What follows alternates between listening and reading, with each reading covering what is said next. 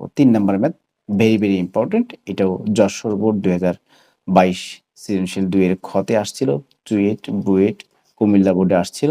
আচ্ছা, আমরা এখানে সমীকরণ দেখছি। এখানে দেওয়া আছে একটা সমীকরণ দেওয়া আছে ax² plus bx plus c সমান 0 এবং মূলদয়ের অনুপাত r দেওয়া আছে। তার মানে একটাকে মূলদয় ধরতে হবে, একটা হচ্ছে আলফা, ধরি মূলদয়, খুবই ইম্পর্টেন্ট, ধরি মূলদয় আলফা ও আলফা আর।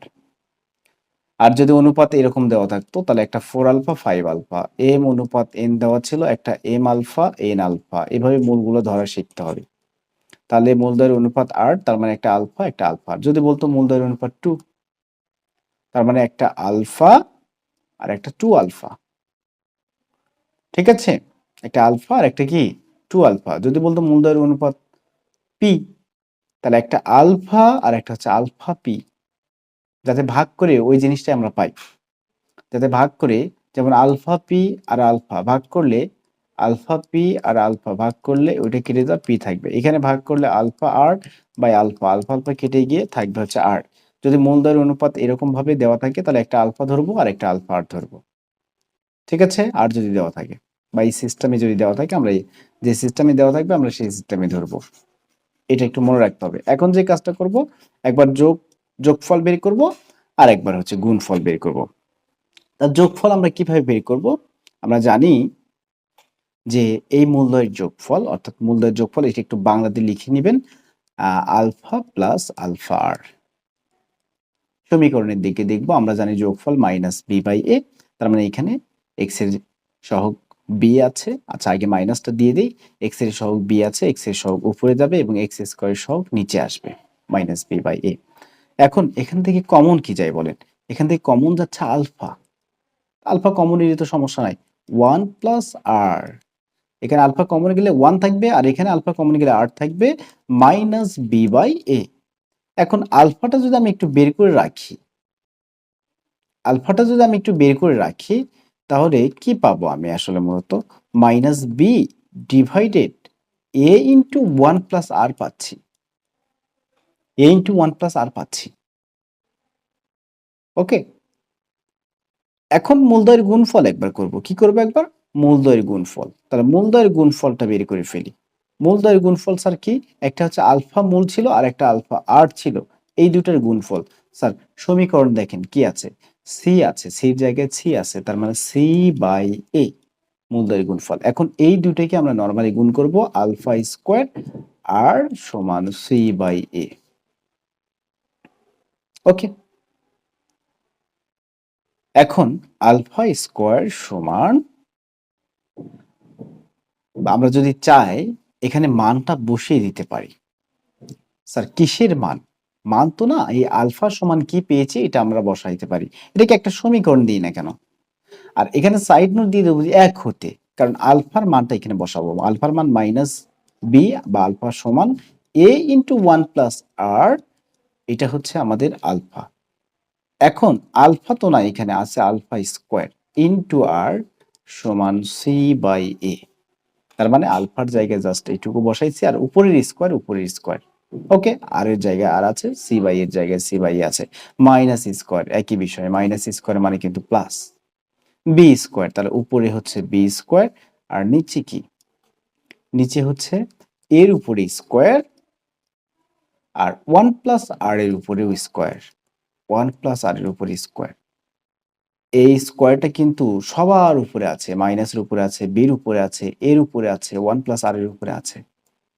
এগুলো খুবই সতর্কতা অবলম্বন করে আমাদেরকে সমাধান করতে হবে। উপরে সি নিচে এ, উপরে সি নিচে এ। এখন একটু left hand side right hand side দিয়ে একটু আমরা এগুলো মিটমাট করতে পারি বা সমাধান করতে পারি। Sir left hand side right hand side, আচ্ছা কি বলছে একটু দেখি। আর কি কেটে যায় কিছু, উপরে নিচে কি কিছু কেটে যায় বা নিচে নিচে কিছু কেটে যায়, এগুলো জিনিসগুলো একটু দেখবো। এখানে এ স্কোয়ার, স্যার এ দুইটা, এখানে এ, তার মানে নিচে নিচে একটা এ কেটে দিলাম, অর্থাৎ উভয় পক্ষে এ দ্বারা গুণ করে, এই কথাটা লিখলে হবে, উভয় পক্ষে এ দ্বারা গুণ করে। তাহলে এখানে ফাইনালি একটা বিষয় দাঁড়ালো বি স্কোয়ার আর, আর এখানে নিচে এ ইন্টু 1 প্লাস আর স্কোয়ার। আর অল স্কোয়ার, উপরে এখানে শুধু সি আছে। তার উত্তর কি বলছে আসলে, left hand side right hand side এগুলো কি বলছে একটু যদি দেখি আমরা, left hand side right hand side কি বলছে আসলে, r plus one all square divided r. Okay, no problem, আমরা আর গুণন করে দিই। বি স্কোয়ার, এর নিচে কিন্তু ওয়ান আছে, হ্যাঁ নিচে কিন্তু ওয়ান আছে, কিছুই নেই মানে ওয়ান, তাহলে বি স্কোয়ার আর এই পাশে যদি গুণ করে দিই F C into one plus r all square, মানে সি জাস্ট সি গুণ করে করছি এটার সাথে, এই পুরোটা লিখছি লেখার সাথে তার সাথে সি। এখন আমরা যদি লেফট হ্যান্ড সাইডের দিকে তাকাই তাহলে এই জিনিসটা আমাদের আছে, আমরা এই আরটাকে এখানে আনবো। আচ্ছা, উপরে বি স্কোয়ার এখানে লিখি, আর নিচে কিন্তু এসি আছে, এটা গুণ আছে এসি, এ পাশে এসে ভাগ হলো, এখানে one plus r all square আছে, আর এই আরটা উপরের আরটা নিচে দিয়ে দেবো জাস্ট, অর্থাৎ এখানে গুণ আছে আর সমানের এই পাশে ডান পাশে এসে ভাগ হয়ে গেল। ওকে, আর one plus r all square তার জায়গায় আছে, এসি এখানে গুণ ছিল এই পাশে গিয়ে ভাগ হয়েছে, এটাকেই সুন্দরভাবে সাজানো আছে যে one plus r all square divided আর সমান উপরে বি স্কোয়ার নিচে এসি। এই হচ্ছে এটি সমাধান, আমরা এইভাবেই কিন্তু এটা সমাধান করতে পারি। ওকে, এই হচ্ছে এটি সমাধান। বুঝতে হবে, মেইন কথা আমাদেরকে বুঝতে হবে ভালোভাবে এবং প্র্যাকটিস করতে হবে। আর দেওয়া আছে, তার কিছুই নাই মানে এখানে আমি ওয়ান ধরতে পারি, এস টু ওয়ান। এখন এটা কি লেখা যাবে আলফা বাই বিটা সমান কিন্তু r by one, alpha by beta সমান আর বাই ওয়ান লেখা যাবে। এখন আমি যে কাজটা করব, আমি আর গুণন করতে চাচ্ছি, তাহলে আমি আর গুণন করলে যে বিষয়টা হবে যে, বা আর এর মানটা আমি বের করে রাখবো এখান থেকে, এই আলফার সাথে ওয়ান গুণ করব, আলফা এবং বিটার সাথে আর গুণ করব, তার মানে হচ্ছে বিটা আর। আচ্ছা, ঘুরে ফিরে একই জিনিসই, এখানে আর সমান আমি পাচ্ছি আলফা বাই বিটা, আর সমান আমি পাচ্ছি আলফা বাই বিটা, এটা এটাই আমার এই তথ্যটা অ্যাপ্লাই করে, অর্থাৎ আমি যে left hand side right hand side এখানে এটা এটা বের করার জন্য আমি এই তথ্যটাকে কাজে লাগাবো, এবং এটাই হচ্ছে বেস্ট ওয়ে।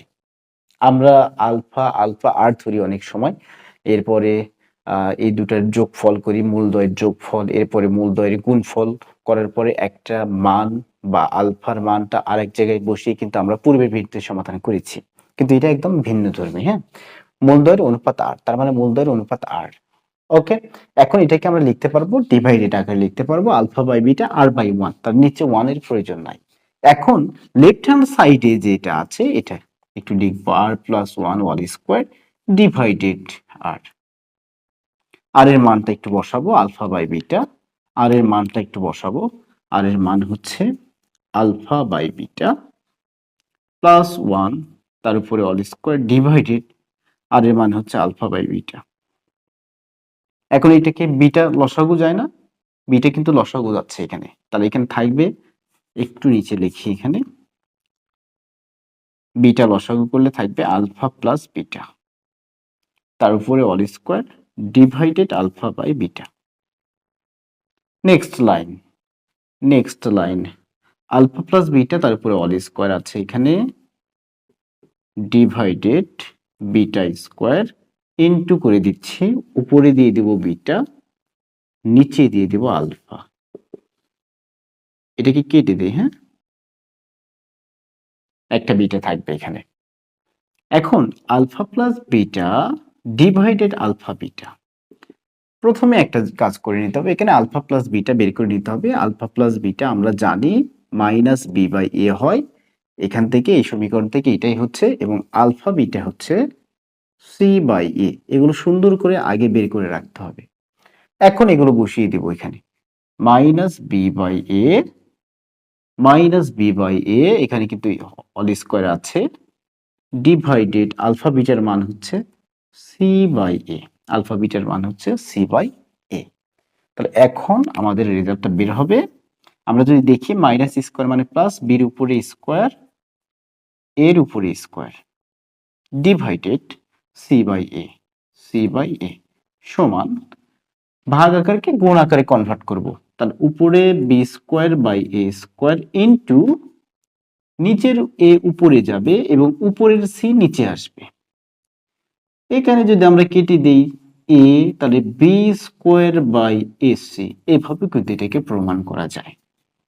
এভাবে আমার কাছে সহজ মনে হয়েছে এবং পূর্বের ভিডিওতে যেভাবে সমাধান করা হয়েছে আলফা ইন্টু আলফা আর বা আলফা প্লাস আলফা আর, অর্থাৎ একটা মূলকে আলফা এবং একটা মূলকে আলফা আর ধরেছিলাম আমরা, সেইভাবেও কিন্তু সমাধান করা যায়। যে যেভাবে বোঝে ভালো, আসলে শুধু বুঝলেই হবে না, এগুলো প্র্যাকটিস করতে হবে, মনে রাখতে হবে যে আমি পরীক্ষার হলে কিভাবে করব।